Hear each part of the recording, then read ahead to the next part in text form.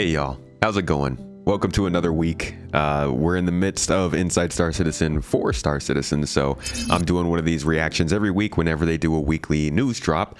Today, it looks like we're looking into some racing stuff. Not sure how I feel about that. Well, I think racing is important. It's a big part of the game, and I'm glad that they focused on it in the last year. Weird that we're getting another Inside Star Citizen focused on it. Feels a little bit like maybe they don't have too much to cover. But I would guess there was more stuff to go over with 319. It's strange that they're not even talking about like the new player experience yet, even though that's actively in testing. But for whatever reason, they want to talk about the PTV races. So let's see what it looks like, and maybe there will be something good with it. Hope you enjoy. The public roadmap on the robertsspaceindustries.com website is the place to check out the new features, locations, gameplay systems, and technologies currently being developed for both Star Citizen and Squadron 42. But as with all things in game development, there are gaps, small breaks, quick moments when a single developer is forced to wait for another dependency. Lighting's a little low today, I see. Before work on their primary or even secondary tasks may continue. Now, these happen at every game studio on every game project in development, but the stories of what fills these in-between moments, or ninja missions as animation director Steve Bender referred to them on last week's Star Citizen Live, are rarely, if ever, shared. Now, with the team heads down focusing on bringing Alpha 319 with its new content and continuing performance fixes to live servers within just the next 2 weeks, and the staggered development of Alpha 320 already well underway that we'll be exploring here as early as next week, we hope you'll indulge us this week as we thought we'd. They're jumping into 320. Yeah, they're skipping stuff with 319 to cover with ISC. I wonder why that is. Dedicate this in-between ISC to one of those in-between tasks that get so often overlooked. Okay, hear me out. You know what would be really cool? We all see that R-Corp's got the new and updated clouds, right? But we clearly know that they're not quite the same as Pyro. Wouldn't it be cool to get an update on 319 with the planetary effects coming in? Obviously, maybe they couldn't get the team for that, but it's an interesting conversation to have about ISC. It's all a balance of who can they get a hold of that they can pull away from their work and actually talk about this stuff versus what work's actually being done and has enough to be on one of these episodes. And you know, I can only criticize as much as I can without seeing what's going on behind the scenes, but it would be nice to get more stuff, more talk about stuff that might hype us up for what's coming in the next few weeks. And maybe this will be. Maybe I should stop interrupting and just let it play. One developer's work between tasks to build a sequel, an expansion, and a potential evolution to the Grey Cat PTV buggy tracks to fill additional convention centers when big events like Invictus aren't running. So here's Stefan Damrow with an update to his one-person crusade to bring more fun to Star Citizen. I still haven't gotten to enjoy the PTV track. The one time I went there, I got trolled so heavily, I was like, I'll just wait. So for the first raid track, we thought of an interesting way to kind of fill up the convention center. Everybody's got these bookshelves full of interesting, unique things that say a bunch about your personality behind you, and I'm like, I've got Pico. I need to get a bookshelf. There's no conventions happening there. So Martin He's also got did Pico. this track for the Orson Convention Center with this kind of neon advertisement filled space and this track which you can race on with your PTV. And later it was kind of handed over to me to kind of just wrap it up, do the bug fixing, and kind of just iron out the small problems so it can go live. So our first racetrack was this kind of dark, moody space filled like up with... Sound out in the comments. How many people use this or have used this? With neon advertisement lights, very kind of commercialized space around the racetrack. So kind of after wrapping up the bug fixing of the first track, I moved on to some other tasks, but turned out that they kind of had just a bit of downtime in between, so we thought it would be a nice idea to just kind of make a second racetrack since we have multiple convention centers, so there's definitely some space to fill there. And I started to build this second racetrack kind of using the base that Martin built for the first one. It is nice to have insight into what happens when you do work too quickly. We're very used to delays. We see stuff overrun a lot. But when the developers get done with work and they're waiting on somebody else to finish their stuff and they don't have, everybody moves forward together. So they kind of have to sit there and wait. Hey, sounds a lot like the whole previous rendering engine in Star Citizen. When that happens, obviously they have their own free time. It's nice that they're efficient about it and they put it into something else. I do always wonder, what are the options that they could have had, though? Like, you could have done these racetracks. Were there other things that could have been done that would have been just as interesting or maybe less interesting, but possibly more interesting to some obscure group of people? So it's still work in progress, but let's take a look. So for this new track, obviously we want to kind of keep it different and create something new to give a bit of a different vibe compared to the previous one. So we took the same basis, which is all the racetrack pieces, but just kind of adjusted the stuff around it a bit. So first thing you notice is obviously it has kind of a different dressing around it, different styles. So this one is this snow-filled environment. Since this one will be placed on New Babbage, we thought it would be cool to kind of reflect that also on the interior a bit and just kind of get a bit of a different mood. So also the layout in here is different. So you still have the main hall where a lot of the racing takes place, but then you also move into these side sections, which you have usually for conventions. So we have this other big room here to kind of play around with and use the space to also create a bit of interesting section for the track.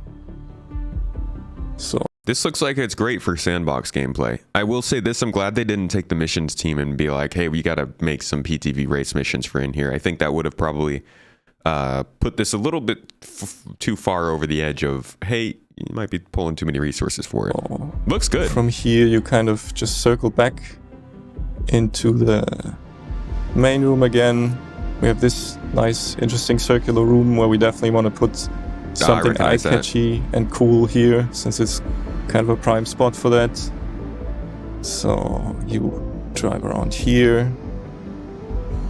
Imagine in real life the setup of a place. I guess we do it for F1, but this ain't F1. There's some golf cart races, and they've got like full tracks they're bringing into this center. And then it just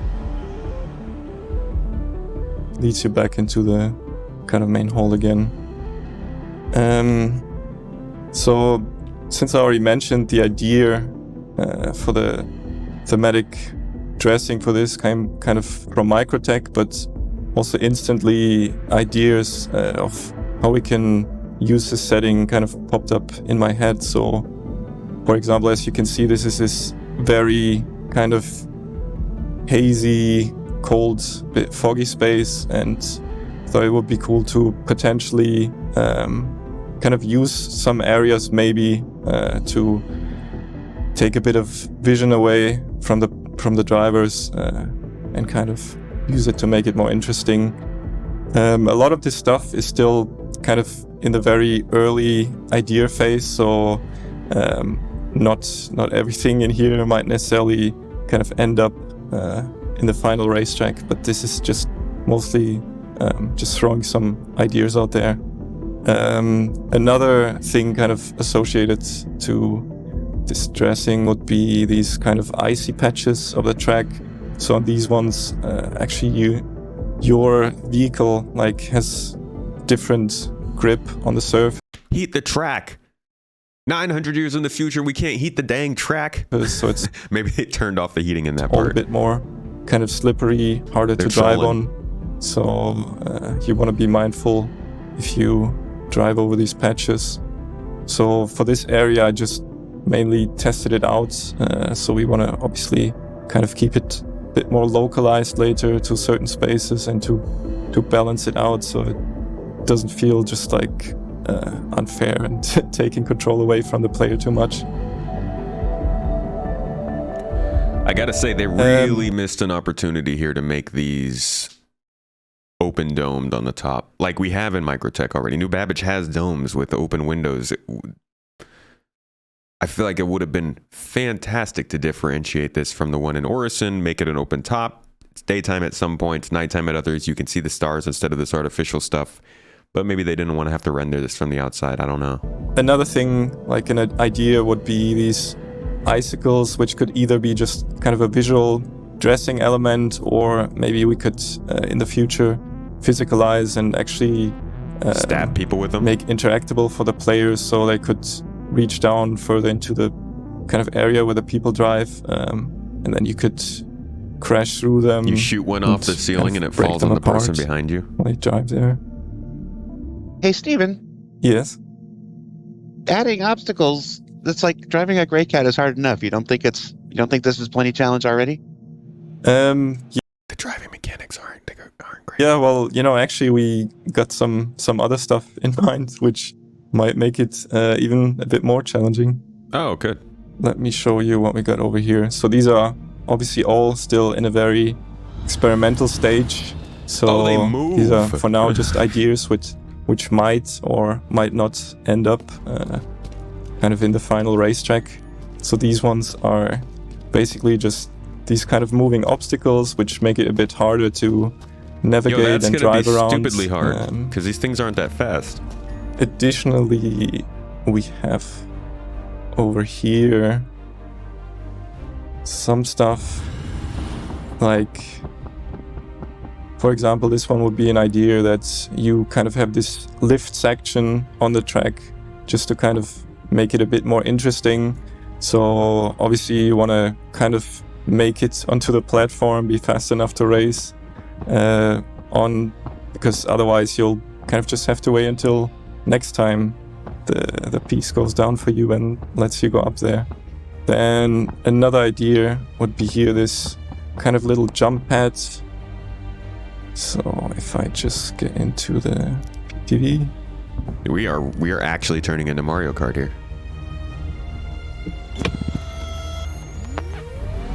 So as you drive over it, it just kind of throws you up into the air a bit. That could be something cool potentially. Little grav bump. Let's see. Over here, this could be basically just some moving pieces of the track. So it's either like this ramp going up and down, maybe even leading onto different sections of the track, or this piece which goes sideways. Obviously you need to think about the implementation there a bit. This little kind of obstacle here, which gives a bit of a warning before it comes up and kind of blocks off this section for the player.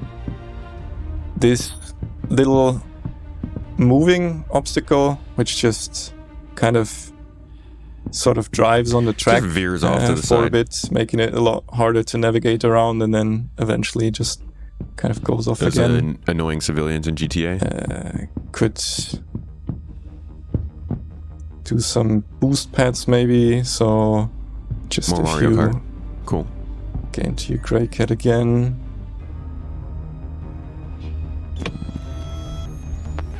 Drive over it, and it just kind of gives you a little boost. Car can't even handle it. Then potentially some not quite 0G, but a lot less gravity involved jumps over ramps. So you could get sections of the track where the gravity just is a little bit turned down. So you get like bigger and longer jumps.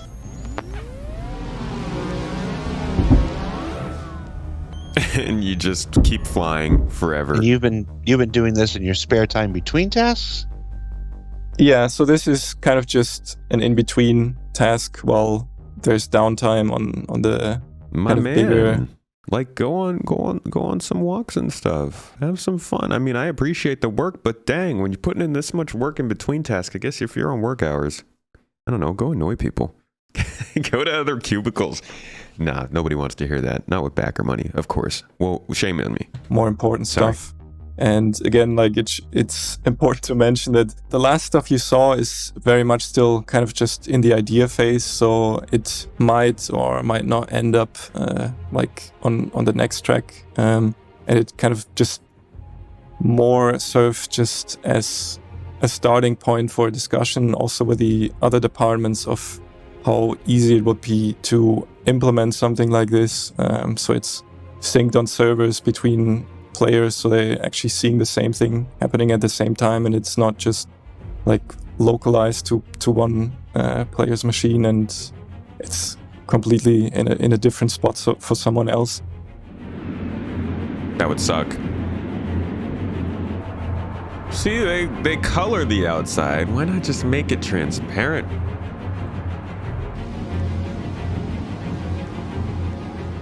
It's another new location. I think that's like the biggest takeaway here. Obviously, this is a very light sort of feature being worked on for the game. I would say, you know, obviously we have people who love spaceships, we have people who love engineering, ground gameplay, medical gameplay, like all these different things. I think PTV races is probably at the bottom of that list. Not talking about the racing community in general. Atmo Esports, XGR, all of the folks who are in that part of the game. I'm actually gonna have a show with Black Maze coming up here shortly where we'll talk about this, but racing is huge and it should be worked on. PTV racing though is something separate, I think, and not something I think people are really as interested in doing in the game. I mean, even going forward, you know, the focus is going to be on ships, not necessarily flying them, but seeing them, being around them, working inside of them. And when racetracks start to require you to be in the convention center for an hour at a time, just working with these, not really focusing on any other parts of the game, I don't know. It feels like this could be a very separated thing that ends up being dead. I really hope it's not. And I think that things like this are important for Star Citizen because we need regular things to do as an MMO. We need that downtime kind of stuff. We need that relax with friends and kick it kind of stuff. But I don't want to see too many of these PTV races get thrown into the game and then just be completely abandoned areas unless a convention is coming up. They'll have to come up with a reason for people to be around these racetracks for a long time so that you can be like, oh, you know, we've got 10 minutes of time. Let's head over to the track, because nobody's going to fly down to Microtech for this, you know? So we'll see if this is effort put into a good place. I'm a little bit annoyed that we didn't get like a sprint report or something this week to give us a little bit more interesting and useful info. I think a whole episode for PTV racetracks cries a little bit of, we're looking for content to show. But so be it. 3.19 is out, and that's at least got our interest for now. I do hope that they follow up with more interesting stuff next week with 3.20, they said. Maybe with some cargo refactor stuff or something else along those lines. Hull C update, possibly. Either way, I hope you enjoyed this. I'm not going to do any sort of outro because I think we've covered everything. I'll just let Jared say his piece, and then we'll be gone. But thanks again for watching, guys.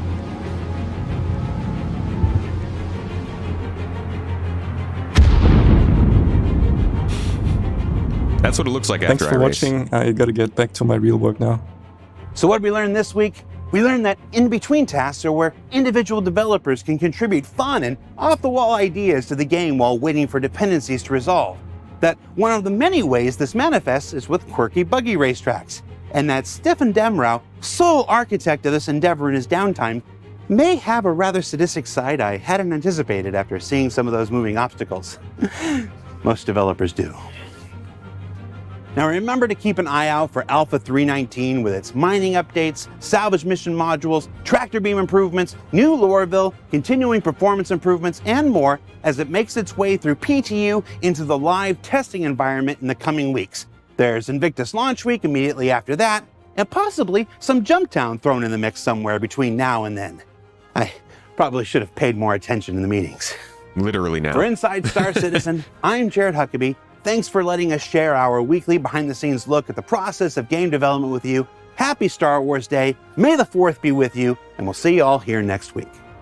Did they announce anything for that? Yeah, so that's it. Like I said, I think we probably could have gotten a better episode than this. I think it is good to get locations and new things into the game everywhere. Whether that's hygiene-related fixes when you're on your ship, or they are new box sizes for transporting commodities. Something like this, though, I'm not too sure about. I think they always need to look at the things that they're building into the game for us to sink our time into and think what is most efficient, what makes the most sense. I'm not sure if the PTV races are one of those things, but we'll have to see going forward. Either way, I appreciate Stefan's efforts. CIG devs, thank you so much for what you're doing. I look forward to next week. Catch y'all later.